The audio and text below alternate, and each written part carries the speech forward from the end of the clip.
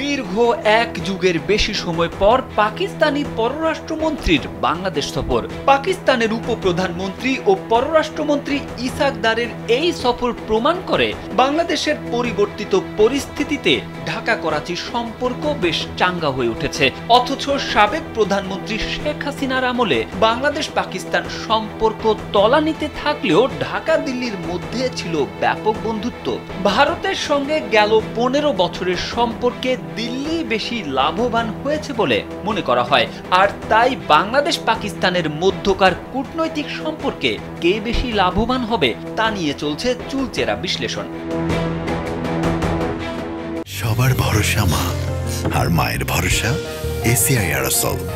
50 বছরেরও বেশি সময় ধরে পরিবারের সুরক্ষায় ACI Aerosol। প্রায় 15 বছরের বিরতি শেষে গেল এপ্রিলে ঢাকায় বৈঠকে বসেছিলেন বাংলাদেশ ও পাকিস্তানের দুই পররাষ্ট্র সচিব। সর্বশেষ কূটনৈতিক ও অফিসিয়াল পাসপোর্টধারীদের বিনা ভিসায় যাতায়াতের ব্যবস্থা চালু করে দুই দেশ। তবে বাংলাদেশ ও পাকিস্তানের মধ্যে বার্ষিক দ্বিপাক্ষিক বাণিজ্য এখনো সীমিত পর্যায়ে। বাংলাদেশের তৈরি পোশাক, ওষুধ, পাটজাত পণ্য পাকিস্তানের বাজারে প্রবেশের সম্ভাবনা থাকলেও নানা শুল্ক জটিলতা ও রাজনৈতিক টানাপোড়েনের কারণে তা পুরোপুরি বাস্তবায়ন হয়নি। কিন্তু এবার পাক পররাষ্ট্রমন্ত্রীর এই সফর কি নতুন কোনো বার্তা নিয়ে আসছে, সেটি প্রশ্ন কূটনৈতিক মহলে। দেশের ব্যবসায়ীরা মনে করছেন পাকিস্তানের সঙ্গে কার্যকর বাণিজ্য চুক্তি হলে বাংলাদেশের তৈরি পোশাক, ওষুধ, পাটজাত পণ্য ও হালকা প্রকৌশল সামগ্রী পাকিস্তানের বিশাল বাজারে প্রবেশ করতে পারবে। তবে বাণিজ্য উপদেষ্টা শেখ বশিরউদ্দিন জানিয়েছেন, পাকিস্তানের সঙ্গে প্রতিযোগিতামূলক বাণিজ্য বাড়াতে ট্রেড অ্যান্ড ইনভেস্টমেন্ট কমিশন করা হবে।